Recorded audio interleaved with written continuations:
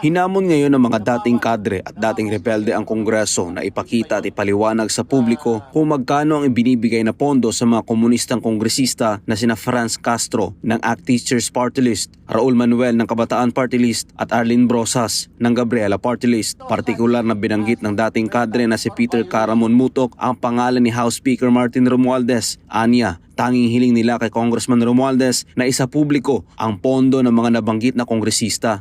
Ang layunin namin dito ay i-confront yung issue. I-confront yung issue sa Kongreso nitong tatlong bugok na to. No? Paliwanag nila. Paliwanag ni Speaker Romualdez, magkano binibigay mong pera dito. Ang hilingin natin dito kay Speaker Romualdez ay, sabi nga ng mga Kastilali, magkwenta sa klaras tayo. No? Magkano ba binigay ninyo dyan sa tatlong bugok na yan? Magkano ba ang inalat ninyong pondo dyan sa so-called Makabayan Block na yan? Dagdag pa ni Caramon na natatakot siya dahil tila ang Kongreso pa umano ang nagpopondo sa armadong pakikibaka. Ang nangyayari dito effectively, nakakahiya ito at nakakatakot. Ang House of Representatives ang nagpopondo ng armed struggle. No? Isipin niyo, nandun mismo yung tatlo na yun, ha? Sinasabi nila, nag-i-issue siya na lang red tagging na legend ako ano-ano. Samantalang, mga komunista sila. At sinasabi namin na sila ay komunista. We're not only red tagging them. We are identifying them. Para naman sa dating kadre na si Jeffrey K. Eric Celis na kapag nagpatuloy ang pagkanlong ng Kongreso sa Kamatayan Block ay para na rin nagigisa sa sariling mantika ang mga Pilipino. Paliwanag nito na ginagamit lang ng Kamatayan Block ang batas para gamitin laban sa mga Pilipino.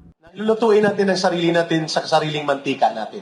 Halimbawa, habang nag-uusap tayo ngayon, inilusot nila sa second reading ang panawagan na an act providing protection against interference of labor unions.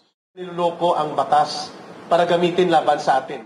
Tanong ngayon ni K. Eric sa Kongreso, how long shall we endure that the very halls of Congress that we have, that should be the bastion and repository of acts that shall protect our people from all interest groups and partisan operatives that destroy our country and our democracy, will now become an instrument to promote the agenda of those who want to overthrow the government, inside the government.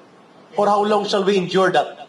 Yun ang dapat na tanong kay Martin Romualdez. Samantala para naman kay Dr. Lorraine Badoy, dating tagapagsalita ng NTF-ELCAC, maituturing na kiss of death ang makipag-alyansa sa Kamatayan Block na nasa Kongreso.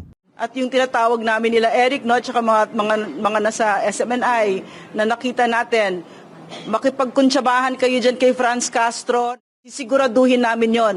Kami ay talagang sisingilin kayo ng kasaysayan at sisingilin kayo ng taong bayan dyan. Para sa Diyos at sa Pilipinas kung mahal, Almar Forzuelo, SMNI News.